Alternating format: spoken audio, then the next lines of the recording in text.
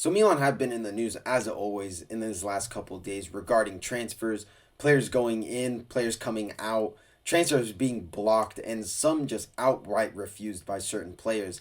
And coming into this derby, I think there were a lot of mixed emotions from not only myself, but a lot of fans as well. We saw Kyle Walker get his starting debut, and man, this guy made everybody forget about Calabria real quick. And it is sad how Calabria left. And the truth of the matter is that this guy was just not good enough to play for us anymore. And realistically, this game, if Calabria was playing versus Inter, would have been a completely different match. So I really appreciate what Calabria has done for the club over the years. That one Supercopa in 2016, obviously the Scudetto, and this most recent Supercopa. Calabria just was not good enough to play in this team. And a lot of you guys out there as well were complaining that Calabria is not good, he should be sold. And now that he's gone, everyone was crying, saying, oh, this management made a mistake. Me personally, do I like that Calabria left? No, but I think that he should have been maybe a bench option, but I'm not upset that he left, right? Good servant of the club, very loyal to Milan and everything like that. But best of luck in Bologna, Calabria. I tip my hat to you. Kyle Walker organizing this defense, barking orders at the defense the whole game. And it really gave me shades of Simon Kjaer back when he was playing games for us. And being deployed at either right center back or right back. Overall, he did a great job locking down that right-hand side. And it's something that we haven't been able to say this season regarding this right-hand side. So I'm really happy because I think this is a sign of great things to come for Kyle Walker in a Milan shirt. And the first tip of the hat is going to go to two players, and one of them is Pavlovic. This is clearly Conceição's favorite defender just because of what he offers. And he was keeping Thuram so close to him that whole game with some great slide tackles as well. Overall, just a solid game from Pavlovic, and he offers you something that not a lot of these Milan defenders offer you, and that's aggression, determination to just get the ball, and his work rate, I feel like Pavlovic is really good. How many times did we see him chasing Thuram the whole game? So I feel like we're starting to see the fruits of what Pavlovic is giving us, and I think we have a serious defender on our hands if he continues like this, if we give him the proper tools to succeed.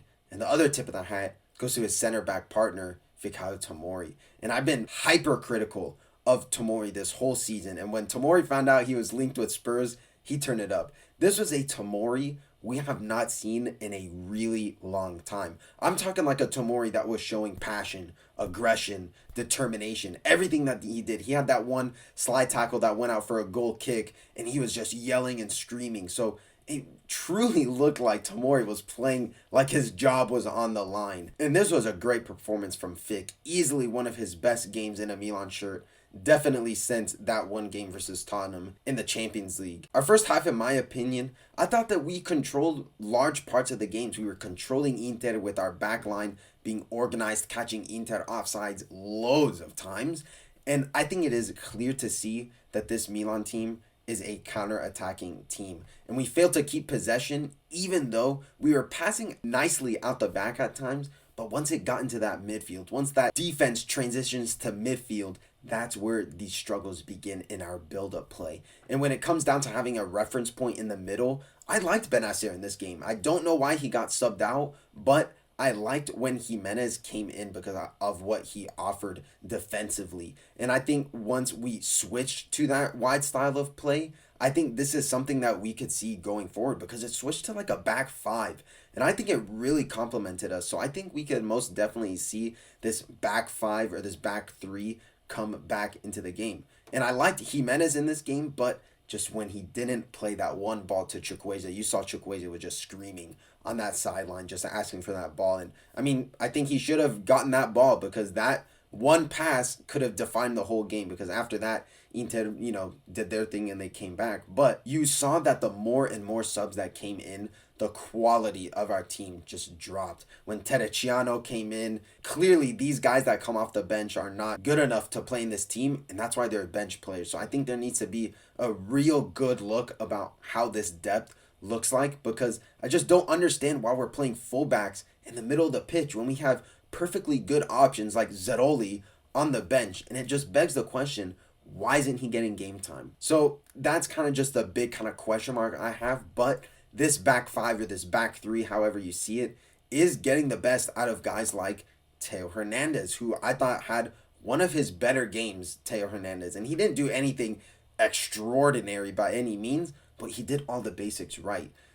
Had that one huge tackle on Turam, which is great to see because I like when Teo's aggressive. I feel like he tends to play his best football when he has that freedom to be a little bit aggressive and just also doing things that he's good at, right? Just simple things like making those crosses into the box, making those overlapping runs with Leao, which we'll get to Leao later on. But as far as Teo, I thought it was a pretty solid game for him. So as long as Teo just keeps getting these basics down to just the bare minimum, I think that's where you're going to see good games come out of Teo. But as for Leao, he wasn't the poorest player on the pitch by any means for Milan, but his standards with everyone playing good, it just wasn't one of Leao's best games, even though he was the catalyst for our goal, which shout out to TG for putting that chance away. He's now at 13 goal contributions in all competitions this season, and in Serie A alone, he has 7 goals. So also had an excellent game as well, TG Reinders. But I felt like Leao just couldn't get free and as open as he wanted to. But that also just comes down to how Inter kind of prepared the game and kind of their defense at the end of the day. And I thought Pulisic was pretty absent this game. And we saw Inter